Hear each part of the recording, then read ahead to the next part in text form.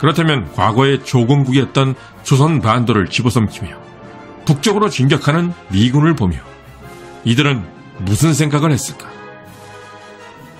사실 이것 외에는 질려버릴 정도로 처절하게 싸웠던 중공군을 설명할 방법이 없습니다.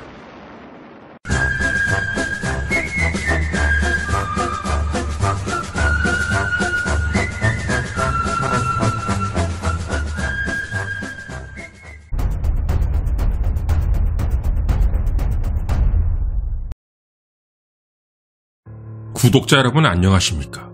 채널에서 6.25 전쟁에 대한 다양한 주제의 컨텐츠를 이미 봐오셨던 구독자 여러분께서는 아마도 이러한 의문을 가지실지 모르겠습니다. 미국이나 중국 입장에서 봤을 때 6.25 전쟁은 어디까지나 남의 나라에서 벌어진 전쟁. 그런데 아무리 봐도 중공군은 좀 특이했습니다. 중공군은 어찌 보면 국군이나 북한군보다도 더 지독하게 싸웠기 때문입니다. 도대체 중공군은 왜 그렇게 막대한 희생을 무릅쓰며 처절하게 싸웠던 것일까? 중공군이 처절하게 싸웠던 것은 실제 6.25 전쟁 전사자 기록을 보더라도 알 수가 있습니다. 국군의 전사자는 14만 명, 미군 전사자는 3만 7천 명, 북한군 전사자는 50만 명, 그리고 중공군은 최근에 나온 비교적 정확한 데이터를 보면 전사자만 약 18만 명으로 나와 있습니다. 주요 교전국인 4개국 중에서 중공군은 가장 늦게 참전했던 군대. 그런데도 전사자 숫자는 북한군에 이어 2위를 기록했으며 이는 국군보다도 더 많은 숫자입니다. 구체적인 전사를 살펴보면 중공군은 그야말로 상상을 초월할 정도로 처절하게 싸웠다는 것을 쉽게 알 수가 있습니다. 도대체 이들은 왜 그래야만 했을까? 건국된 지 2년밖에 안 된 공산주의 동지국가 북한이 너무나 소중해서였을까? 아니면 국공내전의 기여가 컸던 조선인들에 대한 은혜 때문이었나? 혹은 이념이 다른 적성국가인 미국의 세력이 가까이 들어오는 것이 죽도록 싫어서였을까? 하지만 이런 이유들은 미군의 기관총 앞으로 망설임 없이 뛰어들었던 중공군에 대해 설명하기엔 2% 부족합니다. 중공군이 처절하게 싸울 수밖에 없었던 이유, 우리가 미처 알지 못했던 그 역사적인 근원. 이번 컨텐츠의 주제는 바로 이것입니다. 그럼 6.25 전쟁 당시 중공군은 도대체 왜 그렇게도 미친 듯이 싸운 것인지 지금부터 그 이유를 알아보도록 하겠습니다.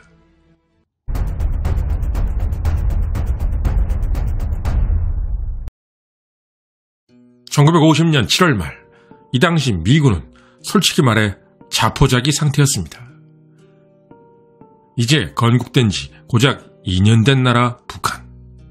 더구나 불과 5년 전에 자신들이 박살을 내버린 일본 제국의 식민지였던 북한. 그런 이유로 미군은 북한군을 무시했습니다. 하지만 바로 그 북한군에게 몇 번씩이나 패배를 당했고 사단장까지 포로로 잡혀버린 미군. 이제 윗분들 결정만 남았어. 곧 윗분들이 이 조그만 나라를 포기하고 일본으로 철수를 결정할 거야. 이것이 당시 미군 병사들의 솔직한 마음이었습니다. 이런 미군들이 변화되었던 결정적인 계기가 맥어더 장군과 워커 장군 같은 미군 지부의 단호함 때문이었다는 사실은 이미 세계 최강 미군은 왜 한 달이 넘도록 북한군에게 밀린 것일까라는 컨텐츠에서 자세히 다룬 바 있었습니다. 하지만 중공군은 절대 미군과 단순한 비교가 어렵습니다. 1950년 10월 말 전쟁 개입 이후 중공군은 초지일관 종전 때까지 미친 듯이 덤벼들었습니다. 더구나 중공군은 미군과 같은 세계 최강의 공군이 아예 없었고 해군도 거의 없는 거나 다름없는 그런 군대였습니다. 심지어 개입 초반에는 중공군에겐 아예 전차조차도 없었습니다. 그들에겐 소총과 수류탄이 전부였습니다. 그리고 중공군의 이동수단은 그냥 두 다리가 전부였습니다. 때문에 중공군의 희생은 엄청날 수밖에 없었습니다. 하지만 그럼에도 불구하고 중공군은 미군의 압도적인 화망 속으로 조금 더 망설임 없이 돌격해왔습니다. 중공군 2차 공세가 시작된 1950년 11월 25일 미군은 제대로 중공군과 맞붙게 되는데 이때 처음으로 중공군과 직접 교전을 벌였다 일선 미군 병사들은 그야말로 공포에 질렸습니다. 사료에 나와 있는 대로 말씀을 드리면 중공군은 미군의 기관총에 관통을 당하면서도 좀비처럼 달려들었고 미군과의 거리를 좁힌 후에는 일제히 소련제 방망이 수류탄을 미군에게 투척했는데 그 수류탄은 한두 개가 아니라 수백 개씩 다발로 날아들어 미군을 공포에 질리게 만들었습니다. 또한 중공군은 그 군기가 말할 수 없을 정도로 엄격했습니다. 장진호 전투에서 미 최정예 부대인 해병 1사단을 지휘했던 신념의 지휘관 스미스 소장. 그가 신념의 지휘관이라고 불리는 이유는 북한의 험준한 산악지형을 보고 만약을 대비하여 북진을 천천히 하더라도 방비를 하면서 진격했다는 점 때문입니다. 장진호 전투가 벌어졌던 1950년 11월 말에서 12월 초 이때 북한의 험준한 개마고원지대의 날씨는 영하 30도. 이런 날씨에 30만 명 이상의 중공군이 들키지 않고 설원 속에서 매복하고 있다는 것은 그 어떤 사람도 믿기가 어려운 일이었습니다. 오죽하면 총사령관 메가더뿐 아니라 스미스 소장까지도 중공군이 이 날씨에 눈밭에서 매복하고 있다는 사실은 꿈에도 생각하지 못했습니다. 하지만 중공군은 매복 중이었고 단 한 명도 미 공군 정찰기에 발견되지 않았습니다. 이것은 중공군 군기의 엄격함이 미군 지부의 상상을 초월했다는 사실을 의미했습니다. 어떠한 전쟁이든지 적개심이 무너지면 그 군대는 싸움을 지속할 수가 없습니다. 바로 그런 이유 때문에 대적관 교육 등 정훈 교육을 하는 것입니다. 그렇습니다. 중공군은 미군에 대해 상상을 초월하는 적개심을 갖고 있었습니다. 그리고 그 적개심은 알보병으로 세계 최강 미군의 막강 활약 앞으로 망설임 없이 뛰어드는 좀비 같은 중공군을 만들었습니다. 그렇다면 중공군은 왜 그렇게도 미군에 대해 적개심을 갖게 된 것일까? 미국이 자신들의 국가를 직접 침범한 것도 아닌데 말입니다. 그 이유를 알기 위해서는 중국의 근세 역사부터 이야기를 시작해야만 할 것 같습니다.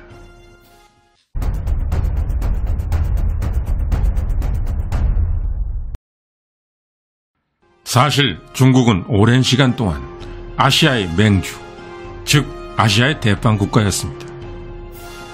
1800년대 중반까지 아시아는 사실상 중국의 아성이었던 것입니다. 특히 동북아시아 국가인 일본이나 한국은 오랜 시간 동안 중국을 자신들의 모범으로 삼아왔습니다. 그러나 일본은 중국의 그늘에서 과감하게 벗어나 한국보다 먼저 서양의 문물을 적극 받아들이기 시작했습니다. 이것이 흔히 말하는 타라 입구. 그러나 조선은 달랐습니다. 조선은 일본의 식민지가 되기 직전까지 중국식 중화질서에 가장 순종해왔던 나라였습니다. 조선이 한족의 마지막 나라였던 명나라를 숭상하며 제사를 지냈던 창덕궁, 대보단. 그 제사는 조선이 망하기 직전인 1894년 청일전쟁까지 계속되었습니다. 그러나 1840년 아편전쟁 이후 중국은 벌어지는 전쟁마다 서구 국가들에게 빵셔틀이 되며 호구나라로 전락하기 시작합니다. 대영 제국과의 아편전쟁 패배,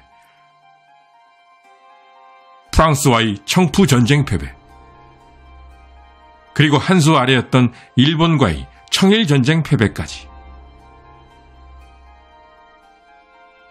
그러나 이것이 끝이 아니었습니다. 중국은 이후 자신을 우습게 본 서양 열강의 침략을 받아 거의 반식민지 상태로 전락하게 됩니다. 지난 2017년 시진핑 주석의 19차 당대회 개막 연설. 아편전쟁 이후 중국은 내후 외환에 시달리는 암담한 처지에 있었고 중국 인민은 전란이 그칠 새가 없고 강산이 갈기갈기 찢어지고 백성들이 토탄에 허덕이는 극심한 고난을 겪었습니다. 이렇게 중국인들은 지금까지도 서양의 빵셔틀이 된 시작점, 아편 전쟁을 대굴욕으로 받아들이고 있습니다. 그렇다면 중국인들은 왜 지금까지도 이렇게 수치심을 느끼고 있는 것일까? 아편 전쟁 직전 중국, 즉 청나라의 경제력은 세계 1위였습니다. 즉 당시 중국의 GDP는 전 세계의 30%를 웃돌고 있었습니다. 이런 중국이 서양 세력, 심지어 일본에게도 무릎을 꿇은 것은 중국인들에게는 커다란 상처였고 한이었습니다. 사실 건국된 지 1년도 안 된 중공이 6.25 전쟁에 개입해 미국에게 맞선 자체가 미스터리였습니다. 때문에 메가더도 미 정보당국도 중공군 참전을 예상하지 못한 것은 어찌 보면 합리적이었습니다. 그러나 중공군은 개입했고 미군과 철천지 원수처럼 싸웠습니다. 소련제 T-34-85 전차보다 우수한 전차였던 미 최신의 M46 패턴 전차. 이 전차는 6.25 전쟁에 다수가 투입되었던 당시 미군의 최신의 전차였습니다. 그런데 전사 기록에 의하면 중공군은 M46 전차 앞으로 마치 서로 죽겠다는 듯이 새카맣게 달려들어 대전차 수리탄을 던져댔다고 합니다. 이것을 지켜본 미군 전차병은 너무나 질려버린 나머지 정신이 나가버릴 정도였다고 합니다. 그렇다면 이제 구독자 여러분도 아셨을 것입니다. 중공군의 이런 행동의 이유가 단순히 미국의 세력이 옆에 오는 것이 싫었기 때문이 아니라는 사실을 말입니다.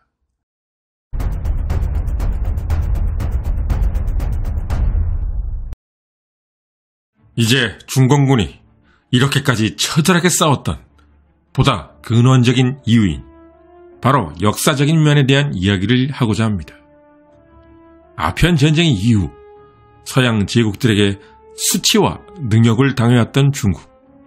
그들은 단 한 번도 서양 세력을 전쟁에서 이긴 적이 없었습니다. 1949년 10월 중국은 국공 내전까지 겪으며 어렵게 신중국을 건국했습니다. 이제 중국 대륙을 통일한 지 고작 1년이 지난 새로운 중국의 병사들. 이들은 과거 수치스러웠던 역사의 기억을 결코 잊지 않고 있었을 것입니다. 그렇다면 과거의 조공국이었던 조선 반도를 집어삼키며 북쪽으로 진격하는 미군을 보며 이들은 무슨 생각을 했을까? 아마도 자신들에게 수치를 안겨주었던 서양 세력의 대표격인 미국을 박살내버리겠다는 열정과 적개심이 활활 불타올랐을 것입니다. 사실 이것 외에는 질려버릴 정도로 처절하게 싸웠던 중공군을 설명할 방법이 없습니다. 실제 6.25 전쟁이 끝난 후 중공군 총사령관 펑더와이는 이런 발언을 했습니다. 서양의 군대가 지난 세월처럼 우리 동양의 중국 군대를 우습게 여기는 일은 과거에는 가능했을지 모르지만 이제부턴 어림도 없다. 아편 전쟁 이후 벌어지는 전쟁마다 패배만 당했던 중국, 그리고 끝없는 수치를 안겨주었던 서양 세력에 대한 적개심. 바로 이 적개심이 한반도를 통일하기 위해 북진 중이었던 미군을 향해 쏟아졌던 것입니다. 그렇습니다. 중공군은 새롭게 세워진 신중국을 통해 과거의 서양 세력에 대한 수치심을 씻어내기 위해 한풀이 하듯이 싸웠던 것입니다. 결국 중국은 서방의 군대, 그것도 세계 최강 미군과 싸워 무승부를 기록했습니다. 비록 그 과정에서 막대한 희생자를 냈지만 과거의 서러운 수치를 씻었다는 자신감은 중국이 6.25 전쟁을 통해 얻게 된 가장 큰 소득이었습니다. 그리고 중국의 그 자신감은 현재까지도 이어지고 있는 것입니다. 끝까지 시청해주신 시청자 여러분께 감사드립니다. 여러분의 구독, 좋아요는 제게 가장 큰 응원이자 성원입니다. 감사합니다.